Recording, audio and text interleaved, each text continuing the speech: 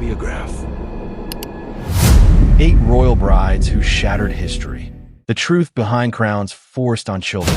Part 1. Introduction, shock, and emotional hook. Crowns are not for children. When fate is a sentence written before birth. They were children, never consulted, never knowing love. Yet fate forced them to wear crowns, sign the fate of empires, and give birth to dynasties. This is not a glittering fairy tale. This is history, brutal, cold, and blood-soaked. Imagine being a child, barely understanding the world, torn from family and homeland to marry a stranger in a foreign land. No childhood, no choices, only duties predetermined from the womb. If you believe power comes at a cruel price, stay until the end and subscribe to the channel to explore the stories of queens who were never allowed to choose their fate.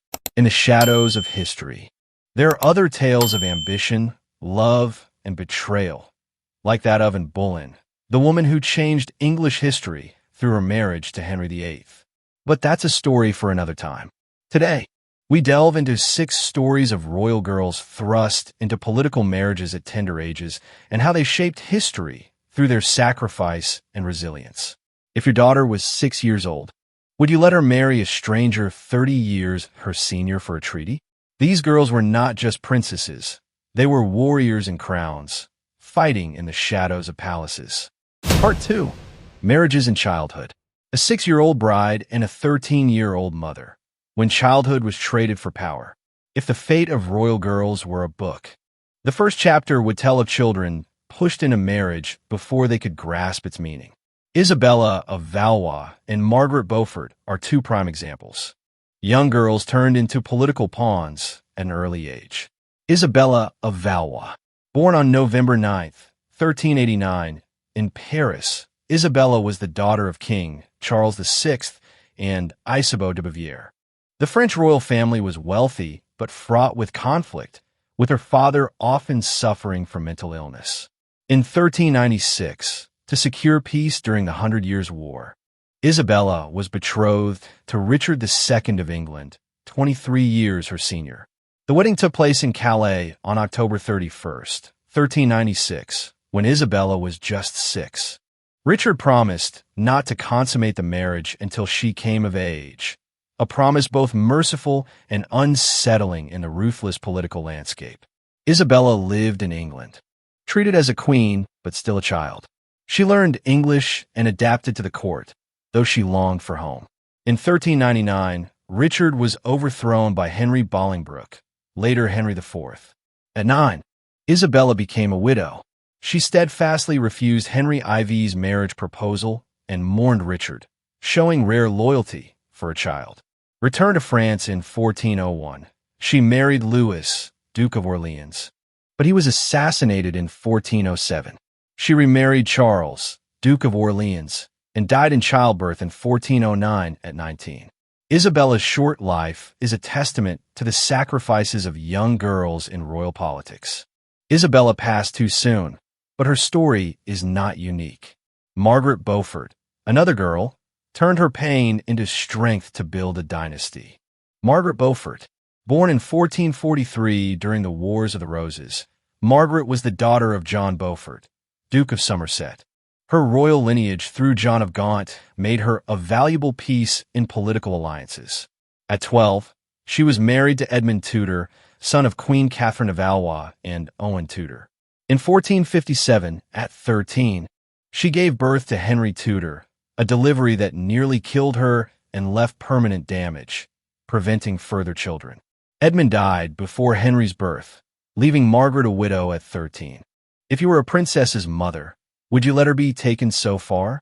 Margaret was a resilient mother and shrewd strategist, playing a key role in placing Henry on the throne as Henry VII in 1485, founding the Tudor dynasty. Known as Margaret R., Mother of the King, she lived to see her son and grandson rule England, passing away in 1509. Her legacy is that of a woman who sacrificed youth and health to build a dynasty. Margaret gave up her youth for the Tudor dynasty, and Katherine of Aragon, another bride, faced equally fierce challenges on Europe's power chessboard. Part 3. Marriages on the chessboard of power. Love, madness, and betrayal. Queens imprisoned by their own bloodline. Katherine of Aragon. Born on December 16, 1485, in Alcalá de Henares, Spain, Katherine was the youngest daughter of King Ferdinand II and Queen Isabella I, known as the Catholic monarchs. They unified Spain and funded Christopher Columbus's voyages, ushering in the age of New World exploration. Katherine grew up in a strict royal environment, educated in Latin, French, philosophy, music, and embroidery. At 3, she was betrothed to Arthur, Prince of Wales, to strengthen the Spanish-English alliance. In 1501, at 15, she braved a stormy journey to England. Their lavish wedding took place at St. Paul's Cathedral on November 14, 1501. 5 months later, Arthur died of a mysterious illness, leaving Katherine, 16, alone and uncertain in a foreign land. The fateful question arose: was the marriage consummated? Katherine insisted it was not, a claim that saved her from being sent back to Spain. She lived in poverty for 7 years, neglected by the English court. In 1509, Henry VIII ascended the throne and married her. Their early years were happy, but when Katherine failed to produce a male heir, Henry sought an annulment.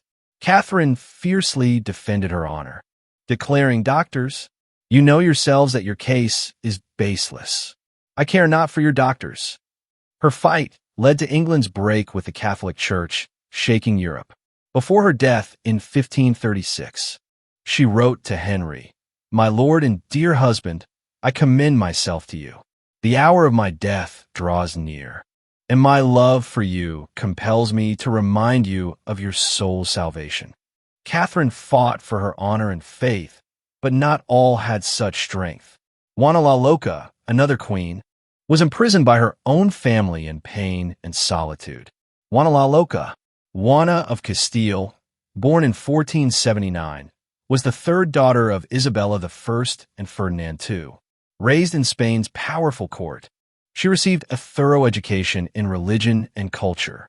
In 1496, at 16, she married Philip the Handsome, son of Emperor Maximilian I, to cement a Spanish-Habsburg alliance. Their marriage was passionate but tragic. Juana loved Philip deeply, but his infidelity caused her immense pain. When Isabella I died in 1504, Juana became Queen of Castile, but grief and political pressure raised doubts about her mental health. After Philip's death in 1506, Juana's profound grief, refusing to part with his body, earned her the nickname La Loca, the Mad. If a girl were imprisoned for 46 years in a castle for being a queen, would you call that glory? Her father, Ferdinand II, declared her unfit to rule and confined her in Tordesillas Castle. After his death, her son Charles V continued her imprisonment until her death in 1555, after 46 years of isolation. In a moment of despair, Juana said, "I am a queen, but I have no freedom." Her story is a testament to the cruelty of royal politics, where even a queen could be stripped of power and freedom. Juana was imprisoned in her own pain, but not all queens were forgotten. Anna of Denmark brought culture and art to the English and Scottish courts. Anna of Denmark. Born in 1574, Anna was the daughter of King Frederick II of Denmark. In 1589, at 14, she married James VI of Scotland to strengthen ties between Scotland and Denmark. When James became James I of England in 1603, Anna became Queen of England and Ireland. Known for her love of art, she patronized artists and hosted lavish court performances. Though initially happy, her relationship with James grew strained, especially as she fought for custody of their son, Prince Henry. Anna died in 1619 at 44, leaving a legacy as a queen who brought culture and art to the English and Scottish courts. Anna sought to assert herself in court, but not all had such opportunities. Mary, Queen of Scots, was entangled in a web of politics and tragedy, where every decision led her to the blade of fate. Mary, Queen of Scots, born on December 8, 1542, at Linlithgow Palace, Scotland. Mary Stuart became Queen of Scotland 6 days later when her father, King James V, died. To protect her, she was sent to France at 5, raised in the opulent French court. In 1558, at 15, she married Francis, Dauphin of France, in a grand ceremony at Notre Dame. Francis became King Francis II in 1559, but died 17 months later, leaving Mary a widow at 18. Returning to Scotland in 1561, she faced a kingdom divided by Catholicism and Protestantism. Her second marriage to Henry Stuart, Lord Darnley, in 1565 ended in tragedy when Darnley was murdered in 1567. Mary was suspected of involvement, though evidence was unclear. Her marriage to James Hepburn, Earl of Bothwell, suspected of Darnley's murder, sparked outrage, leading to her forced abdication in 1567 in favor of her son, James VI. Fleeing to England for protection from Queen Elizabeth I, Mary was imprisoned for 19 years.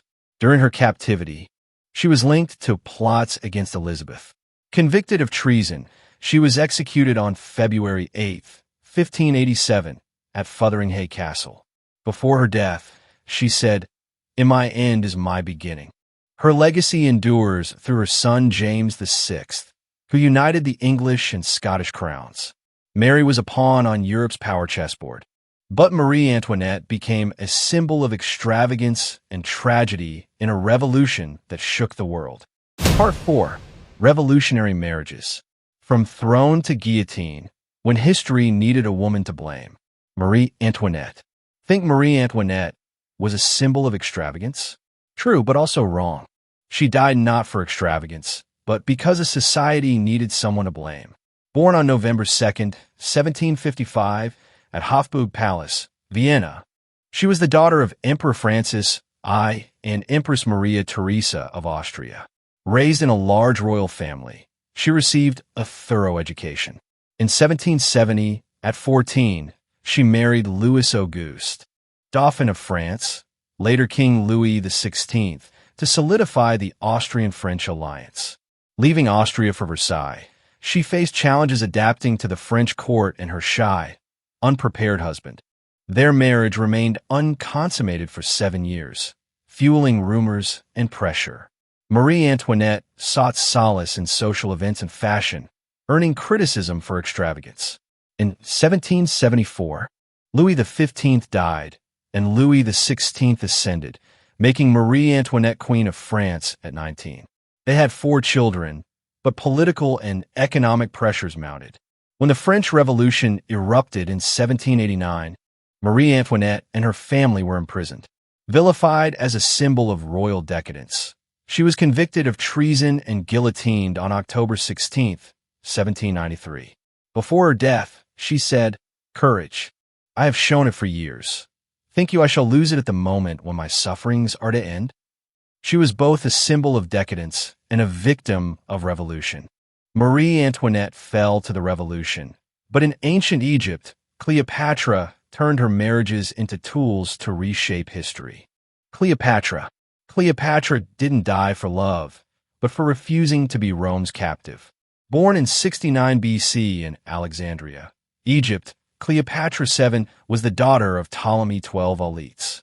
She became queen at 18 after her father's death, marrying her brother Ptolemy XIII per royal tradition. Unwilling to be a puppet, she seized independent power, placing her face on coins and issuing decrees in her name. Overthrown by Ptolemy XIII and his advisors, she famously rolled herself in a carpet to meet Julius Caesar, a bold act that won his support. With Caesar's help, she defeated Ptolemy XIII and became sole queen.